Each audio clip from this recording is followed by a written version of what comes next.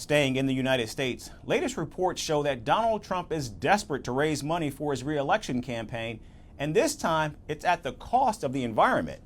The former president reportedly dangled a lucrative deal in front of America's top oil bosses last month. Donald Trump met at least 20 oil executives at his Mar-A-Lago mansion in Florida. The Republican Party's presumptive nominee promised to tear up President Biden's climate regulations if re-elected.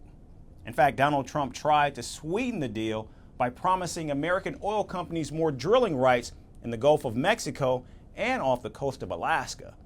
The ex-president reportedly promised to do this on the very first day of taking office if elected. And not stopping there, Trump also said he'd undo the Biden administration's policy designed to reduce emissions from vehicles. Now, everything comes at a price. This is Donald Trump we're talking about. And the ex-president pinned the cost at $1 billion each if the oil giants wanted more drilling rights and easier emission norms. Reports say that Donald Trump told the oil executives that they were wealthy enough to give him $1 billion each. And it's not just the oil giants that Trump is targeting as the coffers run dry.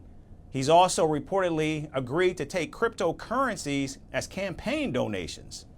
The Trump campaign has struggled this election cycle with an already enormous burn rate, with so much money going towards his mounting legal fees and big dollar donors not giving as freely as Trump had hoped.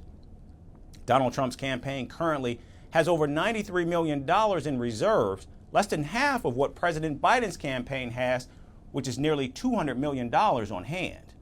Clearly, the court battles, which fueled his candidacy during the primary, are now becoming a political crutch for Trump in the general election. And the ex-president has been emphatic with the claims that the court cases are preventing him from campaigning, where he could be meeting potential donors and funders. Very much. Everybody saw what happened today. I don't think we have to do any explaining. I'm not allowed to anyway, because this judge is corrupt. He's a corrupt judge. This judge, what he did and what his ruling was, is a disgrace. Everybody saw what happened today. He's a corrupt judge and he's totally conflicted. And I got to get back on the campaign trail. I'm not supposed to be here. Now, Donald Trump's close relations to the oil industry and his disdain towards climate change go back years. His latest attempts to woo industry executives show that Donald Trump will do whatever big oil wants just to secure a potential second term. In contrast, President Biden has taken more actions than any administration in American history to bolster clean energy and greater public health. However, for Donald Trump, everything is transactional. No surprise, considering he is the author of the bestseller, The Art of the Deal. From impeachments to inaugurations, if it's a political story, we are on the scene. The race for the White House is heating up. We're beating Biden. How dare he say that? If it's breaking news, we're live with the latest coverage.